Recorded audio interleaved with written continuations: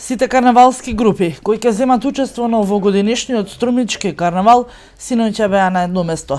Заедно со организацијскиот одбор го направија распоредот за движење на карнавалската поворка. Зимската бајка е маската на учениците од Средното општинско училиште Никола Карев од Струмица. Тие оваа година ќе бидат предводниците, а по нив 40 маски од земјава и странство. Значи со детскиот маскенбал е вечерашното извлекување и состанок со карнавалските групи, можеме да кажеме дека на некој начин започнаа карнавалските денови во Струмица.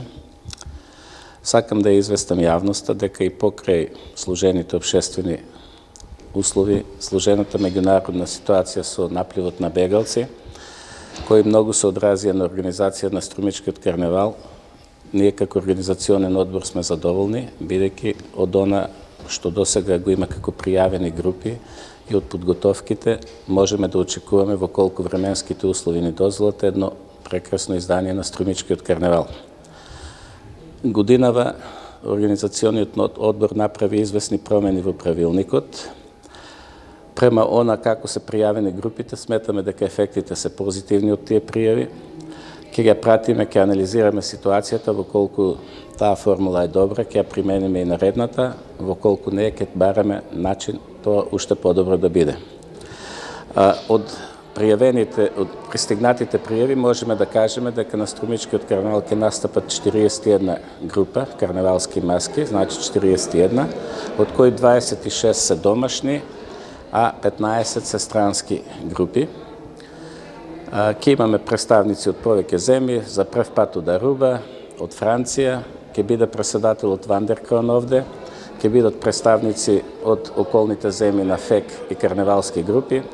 Пак ќе повторам, во колку временските услови не го попречат, очекуваме прекрасно издание на Струмичкиот карнавал, пред се поради тоа и покрај големиот број на групи, новите технички услови кои ги создаваме на трасата и договорот со карнавалистите да биде подинамична, значи представата нивна и движењето на поворката, треба да дадат резултат кој го очекуваме.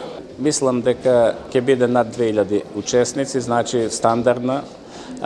Ние рековме дека во последните неколку години интенција е да ја намалиме должината на поворката и бројноста на учесниците, да одиме на квалитет, бидејќи преголемата, значи, поворка многу се одолжува и последните групи настапуваат буквално без публика. Од тој аспект најдовме дека должината на поворката од 2000 учесници е некаде оптимална и ако ја постигнеме динамиката која баравме од карнавалските групи, мислам ќе имаме едно прекрасно издание на Струмичкиот карнавал.